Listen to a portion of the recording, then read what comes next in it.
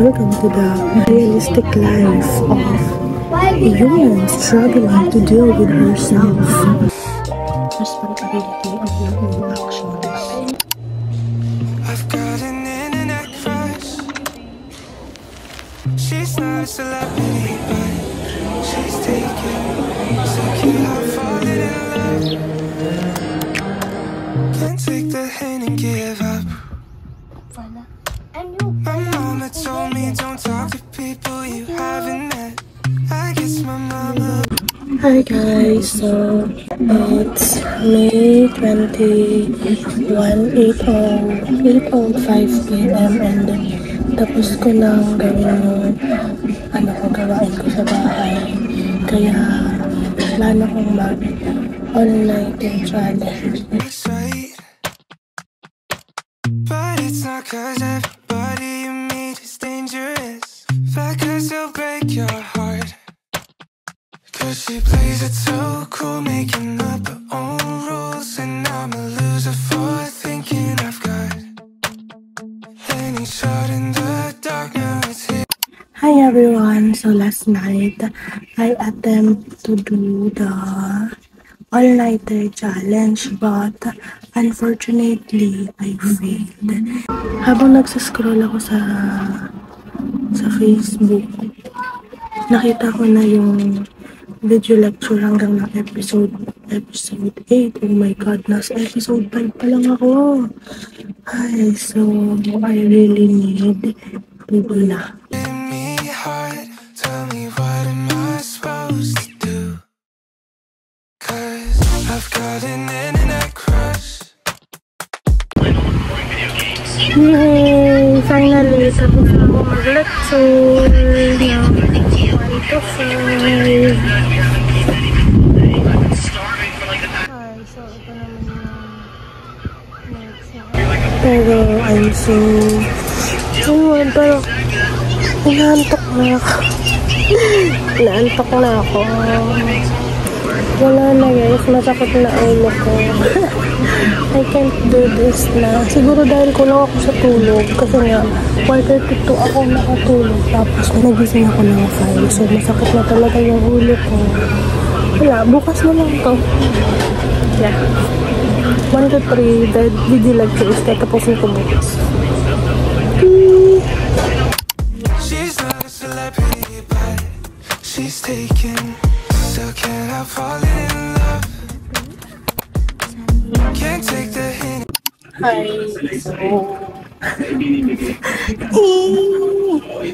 After nung finals, wala na akong ginawa kundi matulog, maging unproductive, maging unmotivated, maging lazy, ben. So ngayon, ano na ngayon, May 26. Tapos, yun na nga. Sobrang lazy ko. Tingnan nyo, nagka-pimple na lang ako. Yan. Tapos, kaya, ayun, feeling ko, kaya din ako tinatamad. And walang gana. Kasi tingnan nyo naman yung, napabayaan ko na rin yung kwarto mo. Tingnan nyo yung kwarto mo. Basa pa. Yan. Ito, last Monday pa to. Ito naman, ito no, isang araw pa to. Ang damit, hindi ko pa rin natutupi. Tapos yung hindi pa rin maayos yung gamit ko. Hindi ko pa natutupi. Hindi ko pa napapalitan. Hindi ko pa naayos. Nababalik kung saan talaga siya nakalagay. Hindi ko pa napupunasan. Tapos hindi ko pa napapalitan. Tapos, parang pa ako na naman. Hindi ko pa nawawalis. I'm so unproductive. Tapos, bumili ako ng bagong libro. Do you think it's good? No, it's not. Kasi marami pa akong dapat pinagfufusan. Hindi ko nagagawa. Tapos ngayon, hindi ko na alam kung anong gagawin ko. Hindi ko alam kung anong unahin ko. Welcome to the realistic life of a human struggling to deal with herself. I've got it. Internet crush. Internet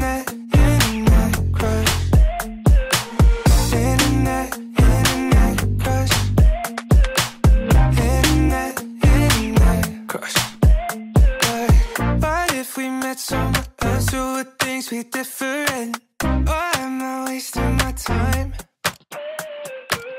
Over. Yan, malinis na. Napalitan ko na. Ayos na siya.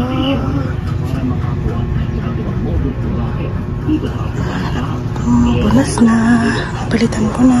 Hi. This is cheesy chicken katsu and coffee.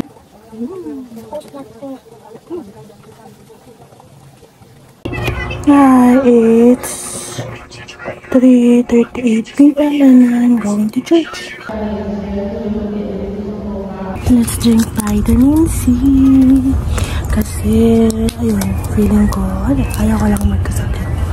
And imagine everything that I never said. Why can't I make up my mind? Cause she plays it so cool, making up her own rules. And I'm a loser for thinking I've got any shot in the dark. Now it's hitting me hard. Tell me, what am I supposed to do? Cause I've got an internet crush. Alam niyo, funny kasi uminom ako ng vitamin C, diba? Tapos, after yung kumain, uminom ako ng paracetamol. Kasi ayoko nga talaga magkasakit. Ayoko magkasakit. Hindi pwede. Huwag muna. Ayoko munang sipulin, ubuhin, magkalagnat. Mga ganun. Ayoko muna kasi hindi pa pwede. Hindi ako pwede magkasakit until June 10. Kasi nasipin na ako na clear pa lang. And masakit na siya sa ulo. Gusto ko na matulog pero ayoko pa. Ayoko matulog kasi hindi pa ako tapos sa isang picture lecture. Hey, please, ayoko magkasakit. She's not a celebrity, but she's taken. Still can't help falling in love. Can't take the hint and give up. I've got it. Internet. Hi guys, it's 12:21 a.m. May 27 and gising pa rin ako. Hindi ako makatulog. Alam mo ba? Nangihilang ako. Tapos nawala na yung antutog. Just gawin ko na lang yung order. Kasi may nag-order sa akin na buy one take one na journal kit. So, ayusin ko na lang, diba? At least may ginagawa.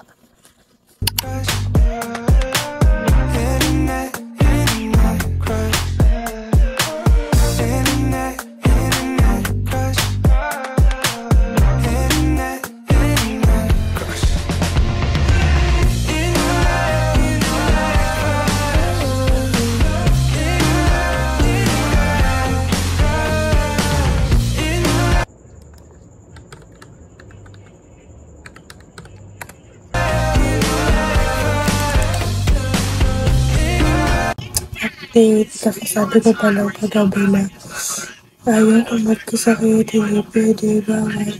Boom! Bedridden. Grabe, pinag-isa kayong araw, yung menstrual cramps, sakit ng ulo, sakit ng ngipin, sipon, ubo. Tapos may sinat pa ako, Diyos ko, bakit hindi na lang nagsak yung period? Bakit naman pinag-isa ngayong araw?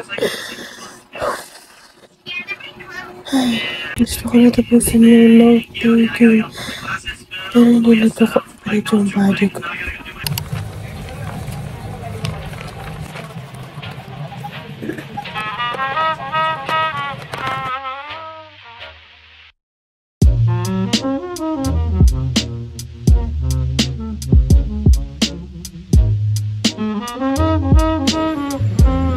Hi guys, currently reading ka sa face ako ng readings lang. So, plano ko magbasa ng bagong libro. Itigil ko muna yung The Subtle Art of Not Giving a F. Natry ko yung Normal People ni Sally Rooney. Wait lang, kunin ko dun sa bookshelf. Wow, may bookshelf. Wala akong bookshelf. Eme lang. Ito na siya, Normal People. Ni Sally Rooney, author of Conversation with Friends.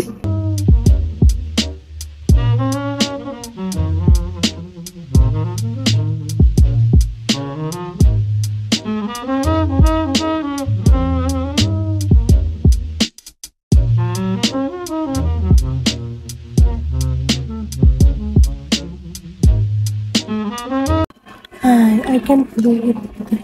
I can't do it na. Inaantok na ako. Ano pa lang? 2:27 p.m. Inaantok na ako.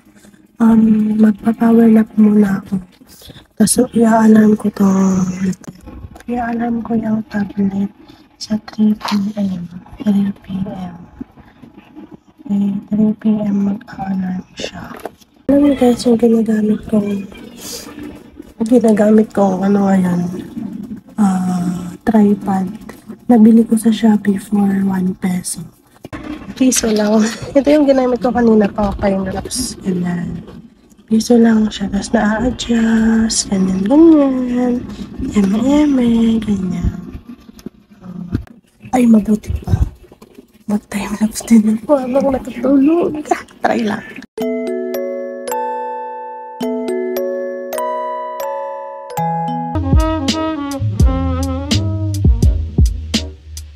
Diba? Parang bilis lang ng 30 minutes. Guys, maliligo muna. Hi! Tapos na ako maligo. Ayun, seryoso na ako guys. Pimple. Naglagay na ako ng moisturizer. Kasi yung pimples ko lumalabas na naman.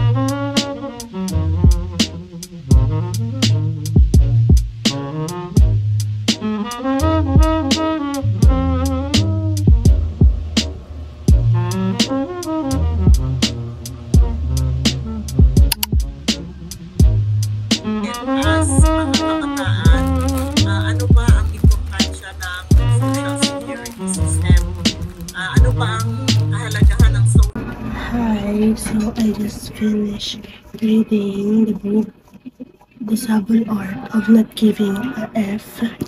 Yan, tapos ko na siyang basahin and it's so nice. The content is good. The content is totoo talaga siya.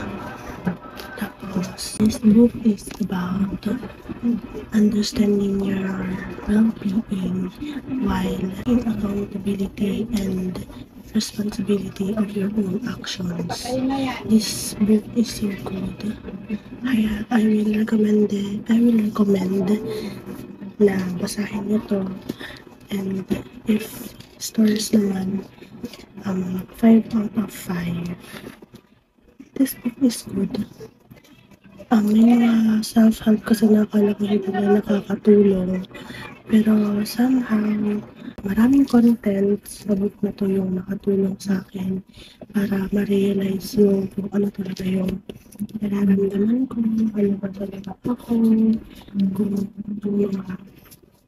yung mga ginagawa ko ba is tama.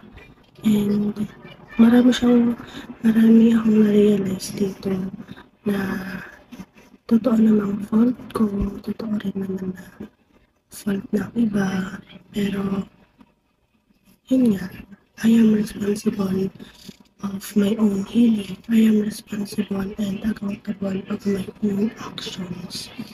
And blaming others for what I've experienced before or for the traumas, for the painful experiences na pinagdaanan ko is not good kasi mag-a-add lang siya ng additional pain sa buhay ko.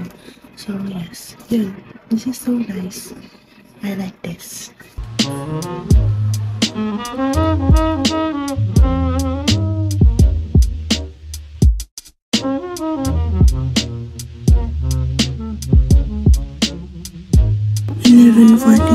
PM na pero hindi pa din ako